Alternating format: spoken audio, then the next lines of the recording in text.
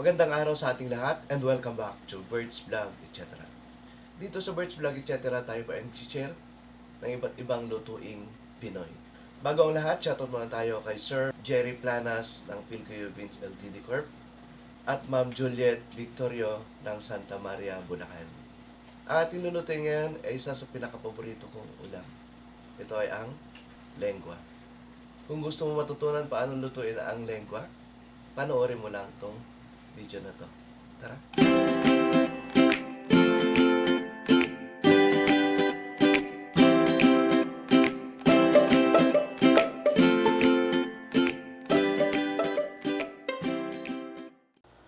Ito na yung mga sangkap na kailanganin natin para tayo makapagluto ng lengua.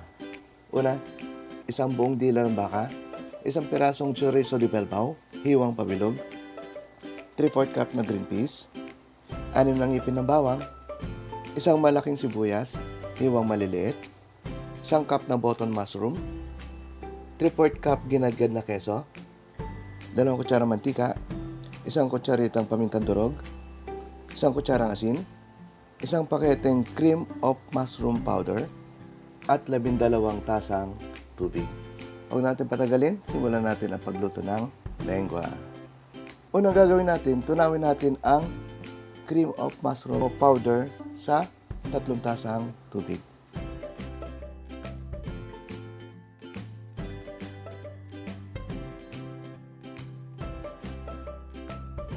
Isa-isang tabi. Maglagay tayo ng 6 tasang tubig sa kawali. Takpan at pakuluin.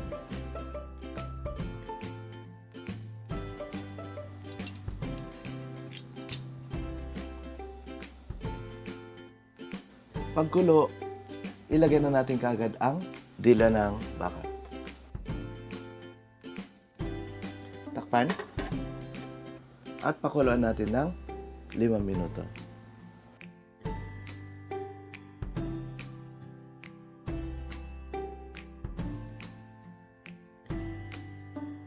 At pagkalipas ng 5 minutong pagpapakulo ng dila, tanggalin natin sa kawali. Ilagay natin sa sangkalan, tsaka natin tanggalin ang matigas na balat.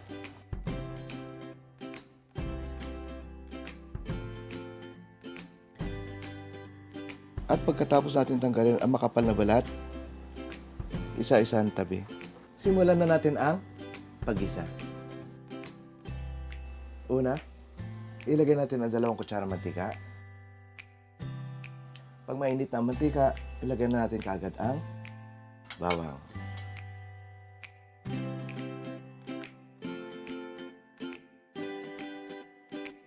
At kapag pumulo na ang bawang, ilagay na natin kaagad ang tinagtad na sibuyas.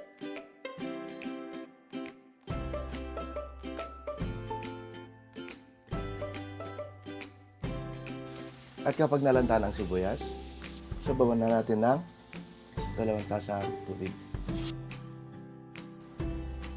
Takpan at pakuluin. At kapag kumulo, ilagay na natin ang pamintang durog, asin, at saka natin ihulog ang buong dila. Takpan at pakuluan natin ng 10 minuto.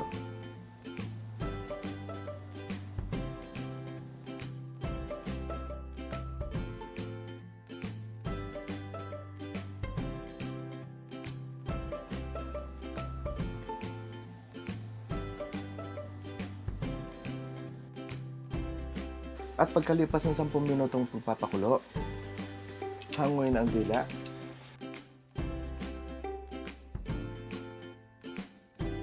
At pagkahango sa kawali, ilagay sa sangkalan at hiwain natin ng katamtamang kapal. Hiwang kapalapad.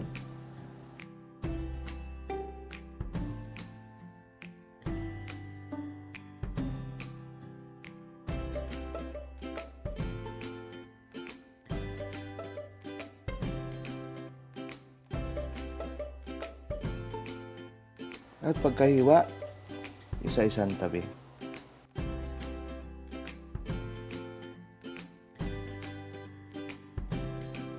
Sa kumukulong sabaw na pinagpakuluan ng dila, atin nang ibuhos ang tinunaw na cream of mushroom.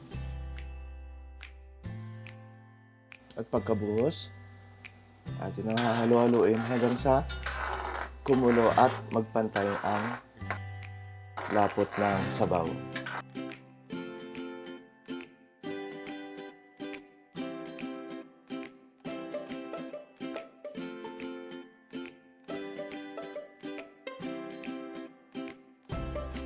At kapag kumulo ng sabaw, ilagay na natin ang chorizo de belbao at ang hiniwa-hiwa nating dila ng baka.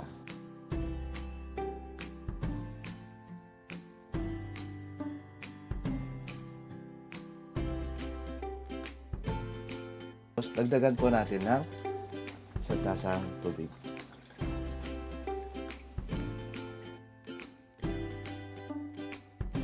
Takpan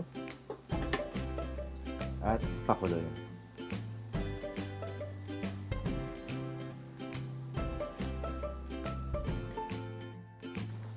Paminsan-minsan ay halo-haluin natin para di manikit ang dila sa kawali.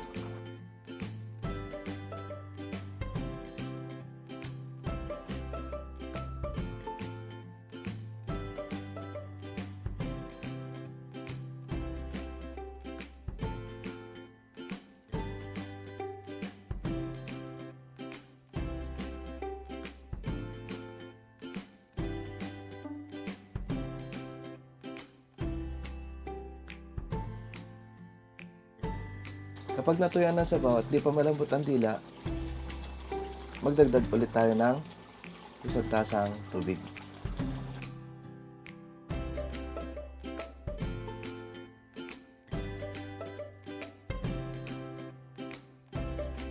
Pag natuyan ulit ang sabaw at di pa malambot ang dila, dagdagan ulit natin ng isang tasang tubig.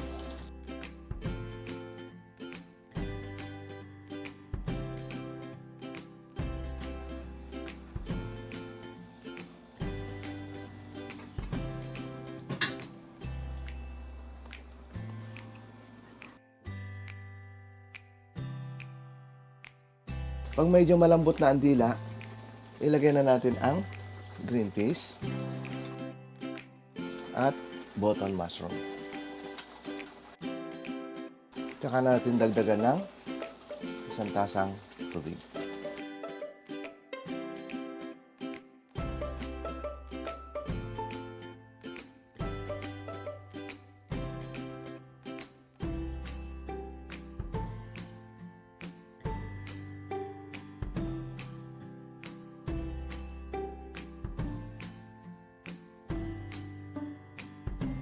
Sa huli, pag malambot na ang dila ng baka, ilagay na natin ang ginadgad na keso.